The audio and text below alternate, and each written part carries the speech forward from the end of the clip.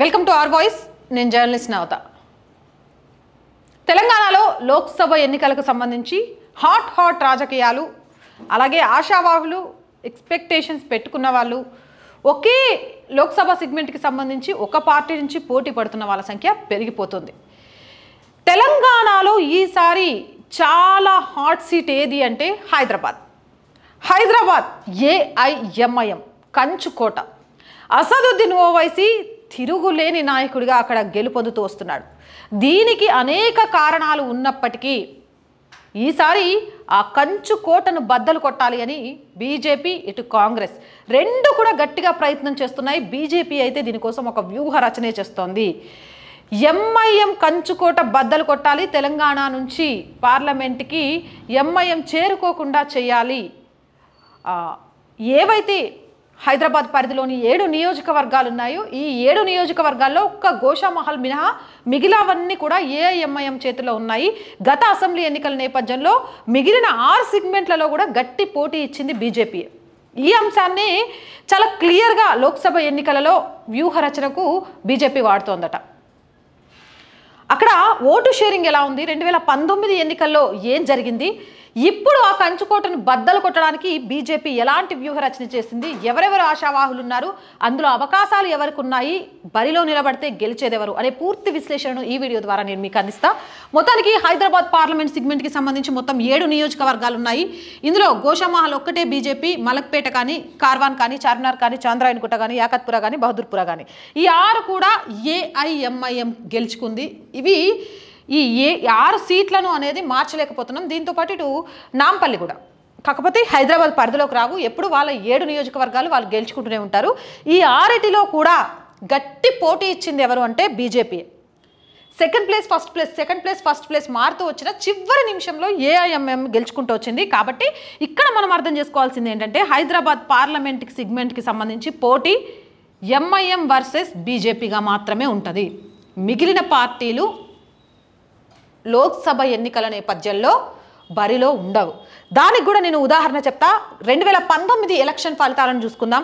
మొత్తం 19 లక్షల మంది ఓటర్లు అయితే ఇక్కడ బాధాకరమైన విషయం ఏంటంటే హైదరాబాద్ నుంచి కనీసం 50% ఓటర్స్ కూడా ఓటు వేయడానికి, తమ హక్కును వినియోగించుకోవడానికి పోలింగ్ బూతుల దగ్గరికి రారు.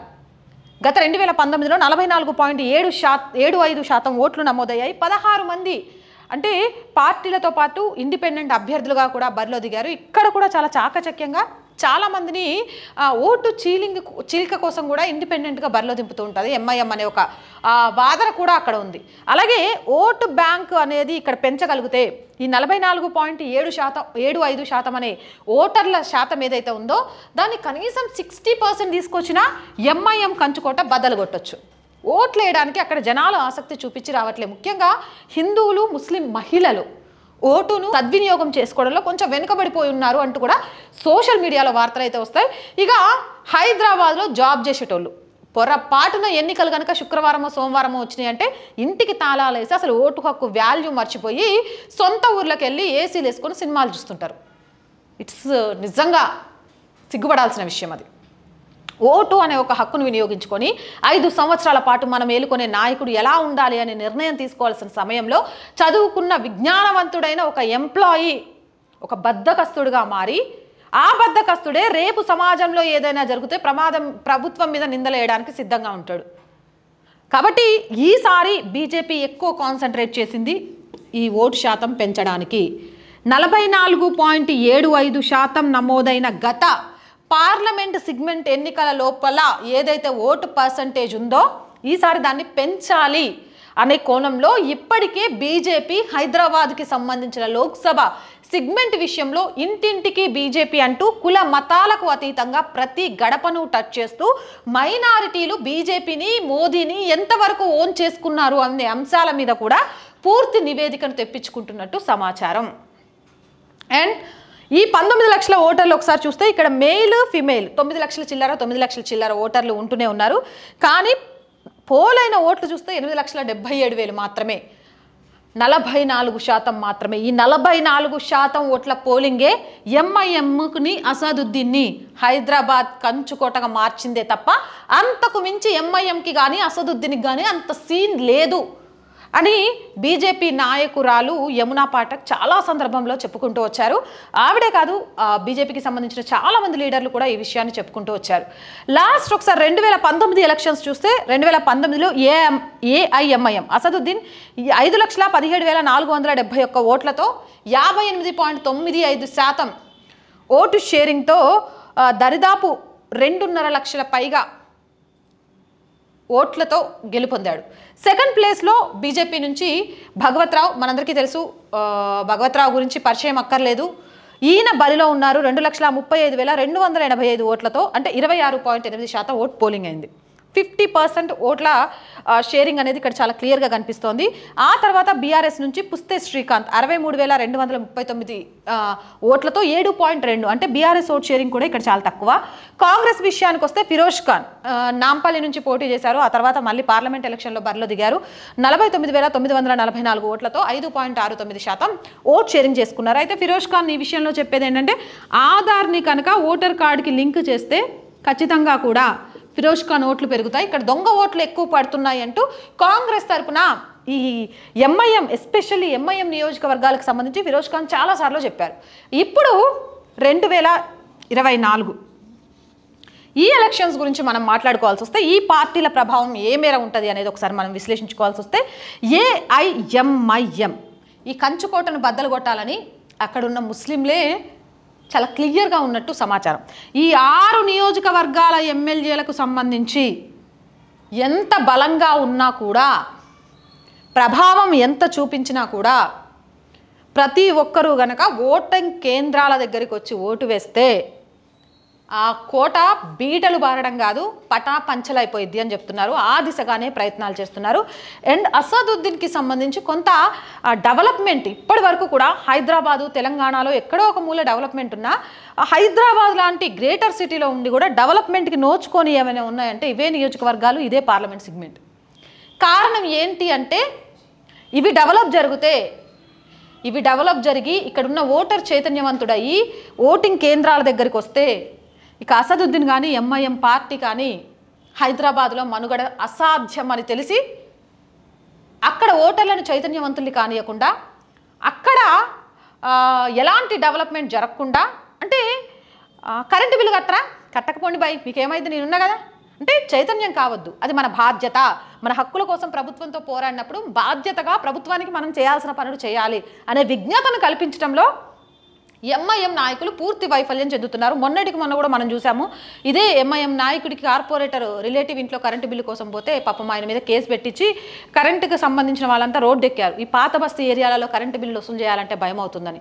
అండ్ ఆ గల్లీలు మారలేదు. ఒక ట్యాక్సీ బుక్ చేసుకుని ఆ ఏరియాలోకి పోవాలంటే భయపడతారు. ఆ ఏరియాలో ఏది మారలేదు. మెట్రో ట్రైన్ మొత్తం హైదరాబాద్ మొత్తం వచ్చింది, కానీ ఈ ఏరియాలోకి వెళ్ళడానికి పర్మిషన్ ఉన్నా వెళ్ళదు. ఎందుకు అనంటే ఇవి డెవలప్ కాకూడదు, అలానే ఉండాలి. ప్రతిదానికి ఒక నాయకుడి మీద అలవాటు పడాలి.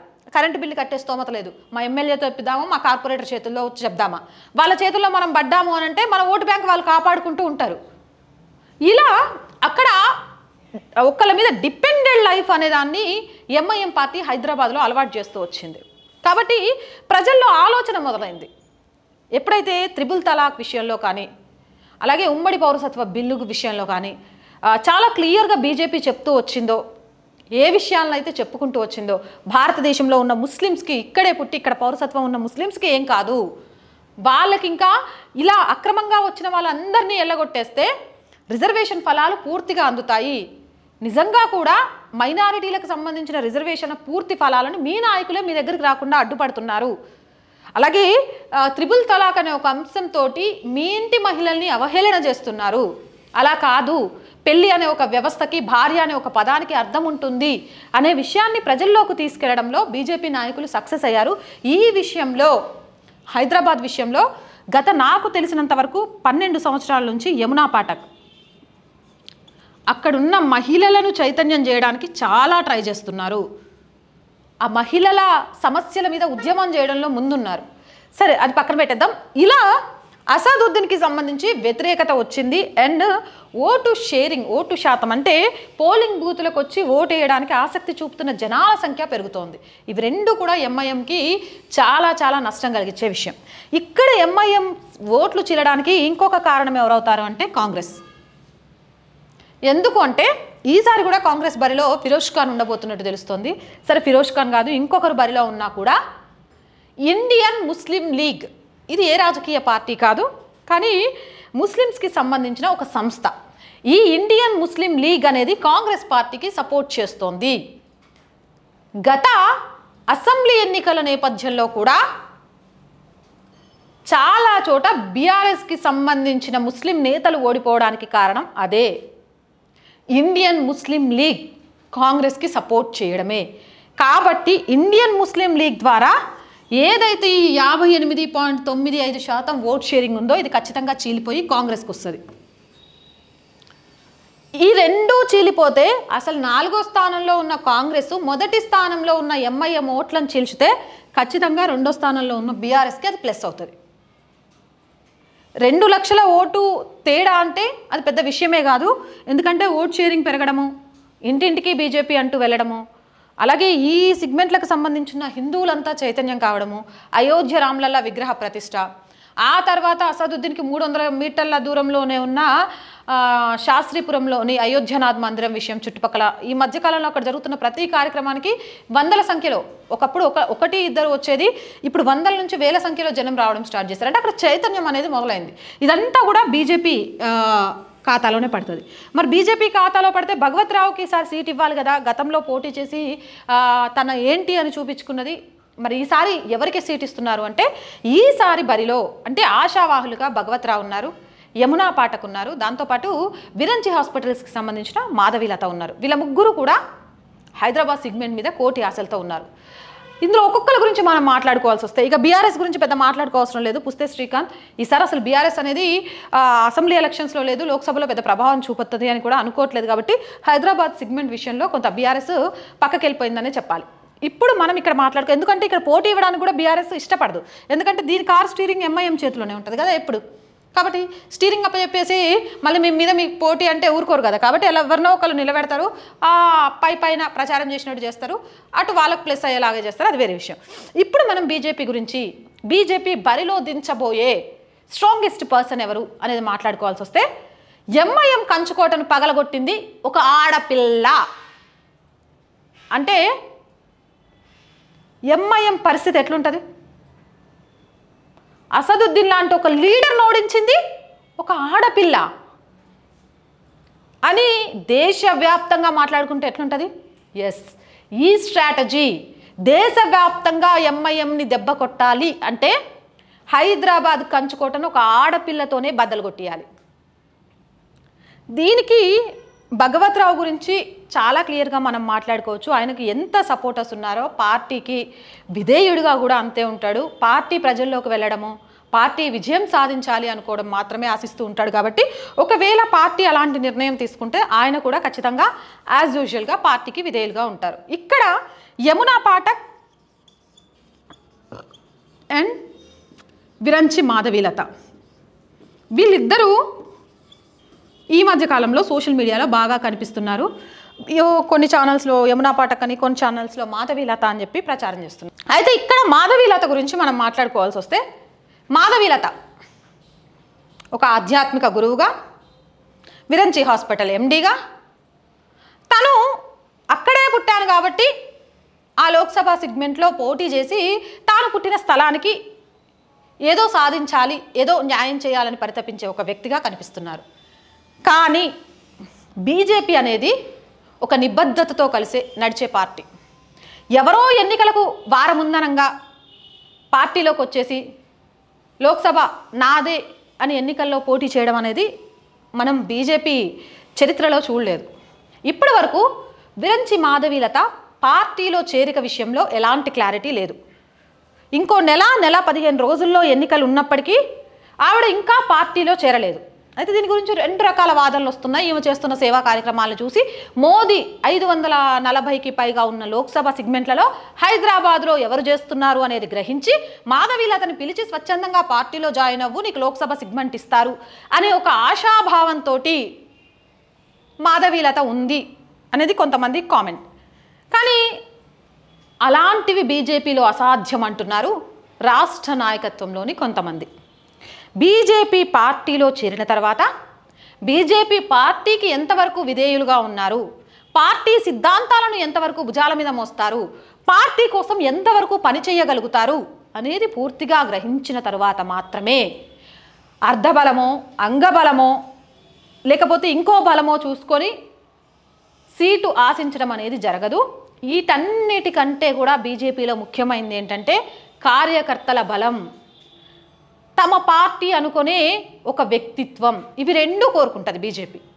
కాబట్టి మాధవీలత విషయంలో బీజేపీ ఇక్కడ సీట్ కన్ఫామ్ చేస్తుందా అంటే కొంతవరకు కష్టం అనే చెప్పచ్చు.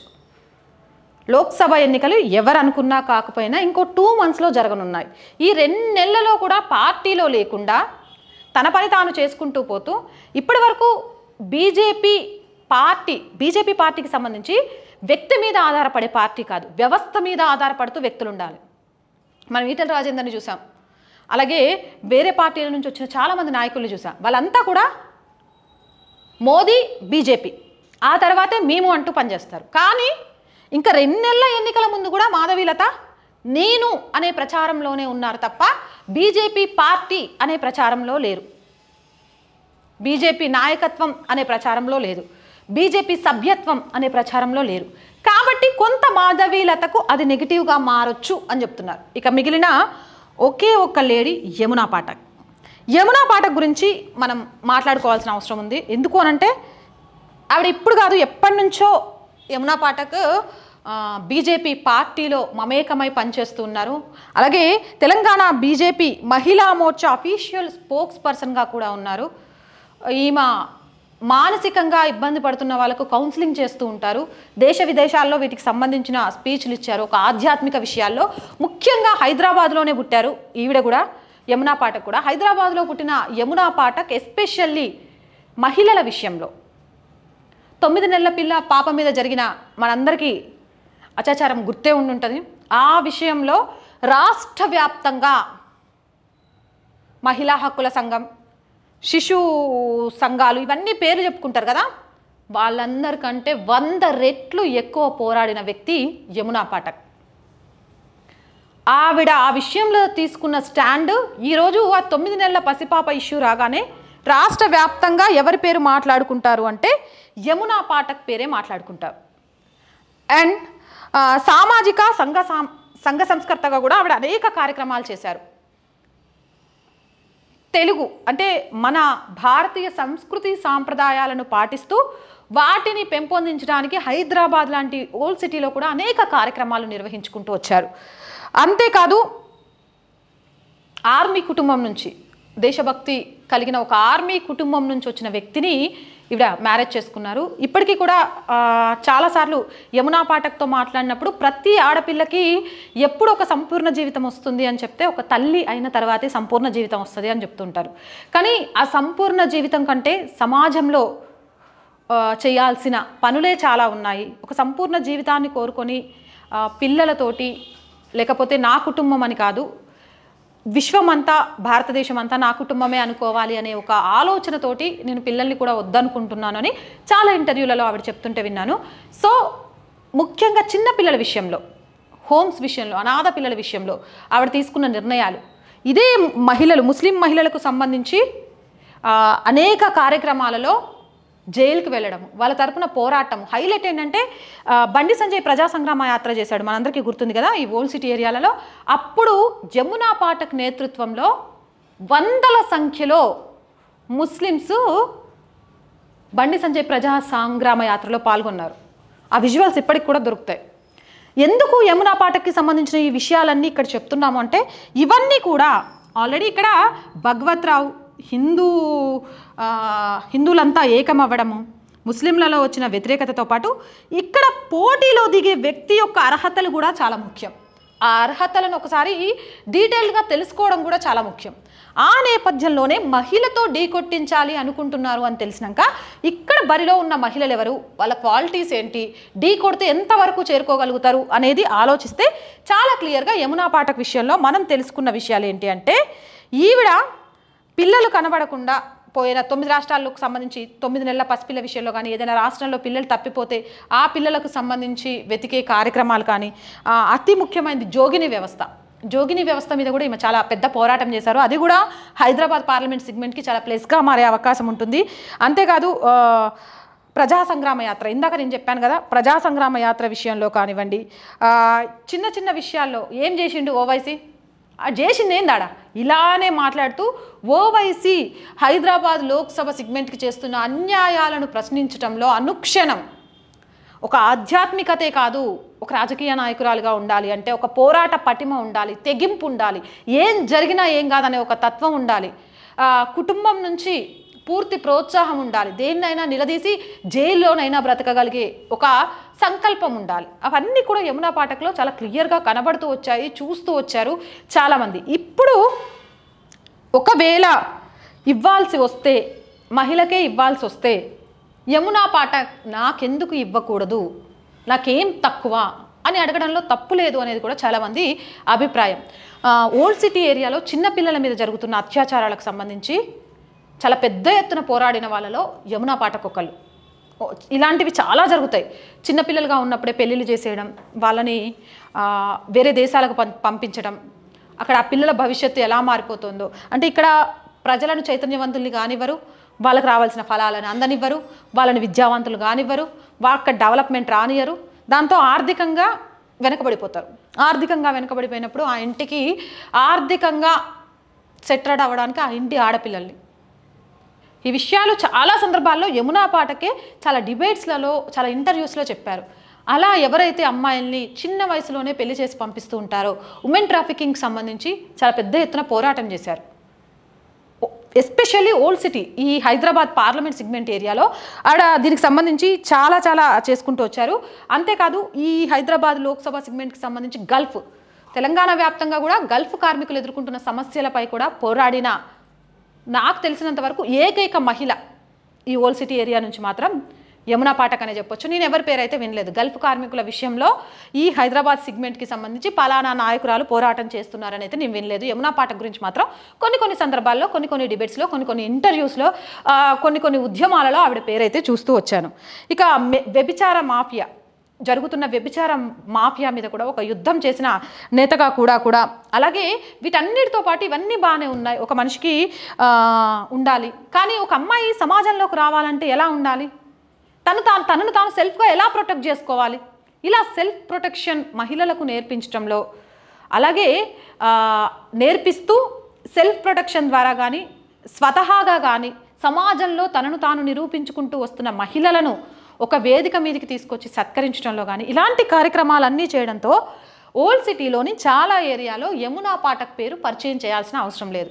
తను హైదరాబాద్ బిడ్డ, విద్యాపరంగా, విజ్ఞానం పరంగా, ఆధ్యాత్మిక పరంగా, నాయకురాలి పరంగా, పార్టీకి విధేయురాలి పరంగా మిగిలిన వారితో కంపేర్ చేస్తే కాస్తో కూస్తో చరిష్మా ఉన్న ఒక లేడీ, ప్రతి విషయాన్ని కూడా ఎక్కడి దాకా వెళ్తున్నా పర్లేదు అని పోరాటం చేసే ఒక స్ఫూర్తి కలిగిన మహిళ కాబట్టి ఈసారి యమునా పాఠక్ని హైదరాబాద్ బరిలో దింపడానికి బీజేపీ ఆసక్తిగా ఉంది అంటూ కూడా సోషల్ మీడియాలో వార్తలు వస్తున్నాయి.